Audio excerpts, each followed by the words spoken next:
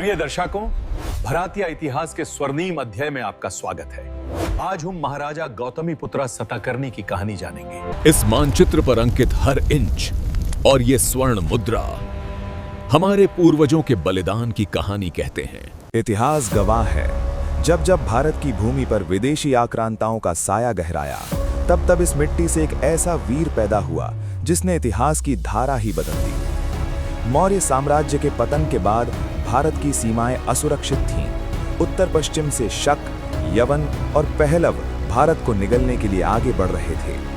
शक क्षत्रपों का आतंक इतना बढ़ चुका था कि ऐसा लगने लगा था कि दक्षिण भारत का प्राचीन गौरव हमेशा के लिए मिट जाएगा।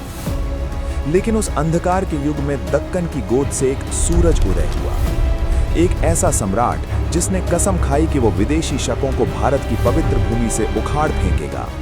वो जिसके घोड़ों ने 3 समुद्रों का पानी पिया, वो जिसे इतिहास त्रिसमुद्र तोय पीत वाहन कहता है, वो जिसने गर्व से अपनी मां का नाम अपने नाम के आगे लगाया।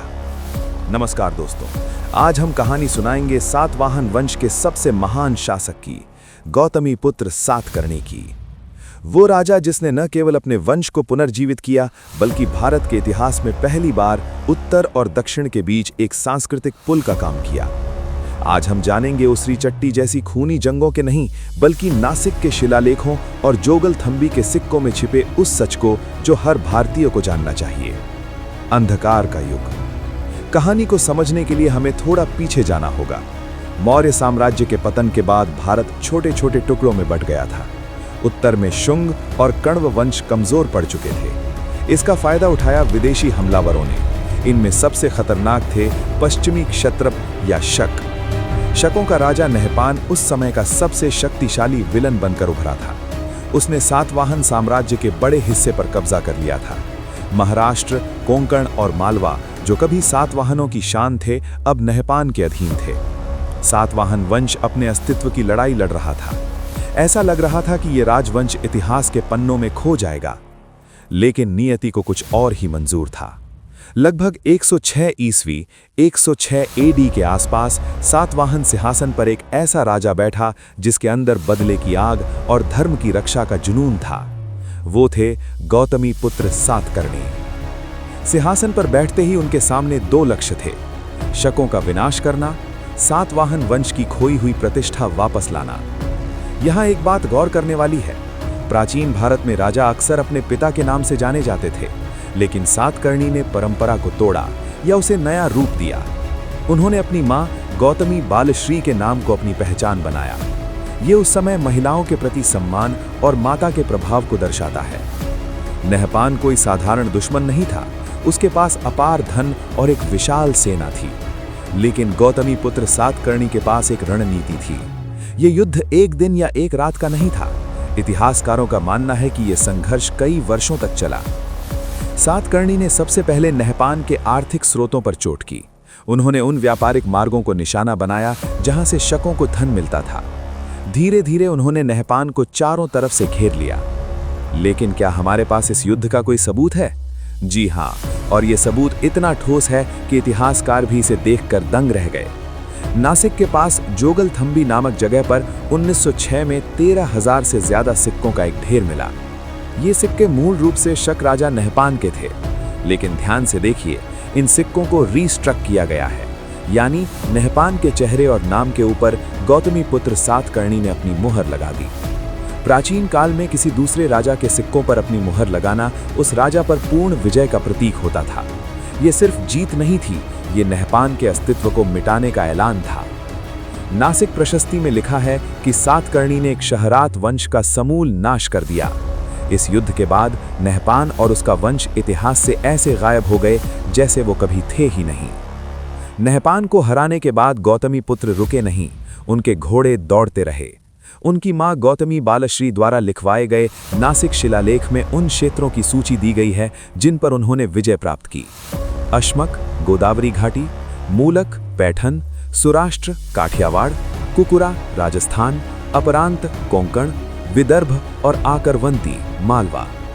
उनके साम्राज्य का विस्तार इतना विशाल था कि उन्हें एक विशेष उपाधि दी गई, त्रिसमुद्र तोय पीत वाहन, जिसका अर्थ है वो राजा जिसके वाहनों यानी घोड़ों ने 3 समुद्रों का पानी पिया। इसका मतलब ये नहीं था कि घोड़े सचमुच समुद्र पी रहे थे, बल्कि ये एक रूपक था कि उनकी सेना का प्रभाव पूरे प्रायद्वीपीय भारत पर था। सोचिए, उस जमाने में जब संचार इतना मुश्किल था, विंध्याचल के पहाड़ों को पार करके उत्तर और दक्षिण भारत को एक शासन के सूत्र में बांधना कितनी बड़ी उपलब्धि रही होगी। गौतमीपुत्र सातकर्णी सिर्फ एक विजेता नहीं थे, वे एक धर्मपरायण शासक भी थे। नासिक प्रशस्ति में उन्हें एक ब्राह्मणा कहा गया है, जिसका अर्थ है अद्वितीय ब्राह्मण या ब्राह्मणों का एकमात्र रक्षक। उन्होंने घोषणा की कि वो वर्ण संकर यानी मिश्रित जातियों को रोकेंगे, यानी सामाजिक व्यवस्था को टूटने नहीं देंगे। उस समय विदेशी शक और यवन भारतीय समाज में घुल मिल रहे थे, जिससे पुरानी सामाजिक संरचना को खतरा था। सातकर्णी ने इसे स्थिर किया। लेकिन क्या वे कट्टर थे? बिल्कुल नहीं। यही भारतीय राजाओं की खूबसूरती रही है। खुद को ब्राह्मण कहने वाले सातकर्णी ने बौद्ध भिक्षुओं को दिल खोलकर दान दिया। कार्ले और नासिक की बौद्ध गुफाओं के निर्माण और रखरखाव के लिए उन्होंने कई गांव दान में दिए। उनके समय में व्यापार अपने चरम पर था। रोम के साथ भारत का व्यापार इतना बढ़ गया था कि रोमन सोना पानी की तरह भारत में बहकर आ रहा था। पैठन और अमरावती जैसे शहर दुनिया के सबसे अमीर शहरों में गिने जाने लगे थे। उनकी प्रजा खुशहाल थी और खजाना भरा हुआ था। गौतमीपुत्र सातकर्णी के चरित्र का सबसे सुंदर पहलू उनका अपनी मां के प्रति प्रेम था। इतिहास में बहुत कम राजा हुए हैं जिन्हें उनकी मां के नाम से जाना जाता है। गौतमीपुत्र, ये नाम ही उनके व्यक्तित्व की विनम्रता को दर्शाता है। हालांकि सातवाहन समाज पितृसत्तात्मक था और सिंहासन बेटे को ही मिलता था, लेकिन रानियों का दर्जा बहुत ऊंचा था। गौतमी बालश्री ने अपने बेटे की मृत्यु के बाद एक लंबा शिलालेख लिखवाया, जिसमें उन्होंने अपने बेटे के गुणों का बखान किया है। मां लिखती है, वो जो क्षत्रियों के दर्प का नाश करने वाला है, वो जो शक, यवन और पहलवों का विनाशक है, वो जो प्रजा के सुख में ही अपना सुख मानता है। लगभग 24 वर्षों तक शासन करने के बाद इस महान सम्राट ने अपनी देह त्याग दी। उनके बाद उनके पुत्र वशिष्ठी पुत्र पुलुमावी ने गद्दी संभाली और साम्राज्य को आगे बढ़ाया। दोस्तों, इतिहास की किताबों में हम अक्सर मौर्यों या गुप्त वंश के बारे में पढ़ते हैं, लेकिन सातवाहनों का और विशेषकर गौतमीपुत्र सातकर्णी का योगदान किसी से कम नहीं था। उन्होंने उस समय भारत को विदेशी गुलामी से बचाया जब उत्तर भारत पूरी तरह बिखर चुका था। उन्होंने दक्कन को एक पहचान दी।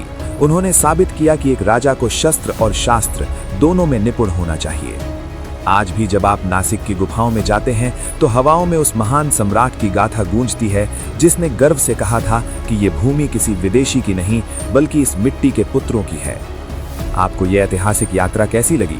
क्या आप सातवाहन वंश के किसी और राजा के बारे में जानना चाहते हैं? नीचे कमेंट्स में जरूर बताएं। अगर आपको हमारी मेहनत पसंद आई तो वीडियो को लाइक करें, दोस्तों के साथ शेयर करें और भारत के असली इतिहास को जानने के लिए चैनल को सब्सक्राइब जरूर करें। मिलते हैं अगले वीडियो में एक और अनसुने नायक की कहानी के साथ। धन्यवाद।